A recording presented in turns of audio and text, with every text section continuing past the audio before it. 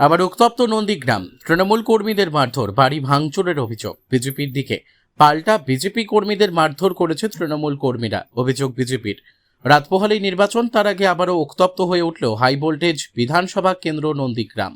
নন্দীগ্রামের ভেকুটিয়া গ্রাম পঞ্চায়েত এলাকার বারকান্ড পশরা 51 এবং 52 নম্বর বুথে তৃণমূল এবং বিজেপি উভয়ের দিকে মারধর এবং ভাঙচুরের অভিযোগ তুলল তৃণমূল কংগ্রেসের অভিযোগ। গতকাল রাতে স্থানীয় বিজেপি নেতা মধুসূদন সাহুর নেতৃত্বে বিজেপির দুষ্কৃতীরা কেন্দ্রীয় বাহিনীকে সঙ্গে নিয়ে তৃণমূল কর্মীদের বাড়ি টোটো ভাঙচুর করে, এমনকি বাড়ির আলমারির লকার ভেঙে গহনা লুট করে।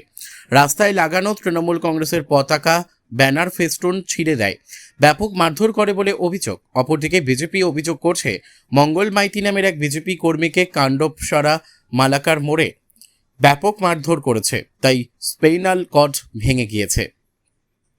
তৃণমূল কংগ্রেসের নন্দীগ্রাম বিধানসভা কেন্দ্রের প্রার্থী পবিত্র কর অভিযোগ করেন, এরা হেরে যাবার ভয়ে আমাদের কর্মীদের ওপর এভাবে অত্যাচার করছে। সব মিলিয়ে আবারও উত্তপ্ত রাজ্য রাজনীতির হটস্পট কেন্দ্র নন্দীগ্রাম।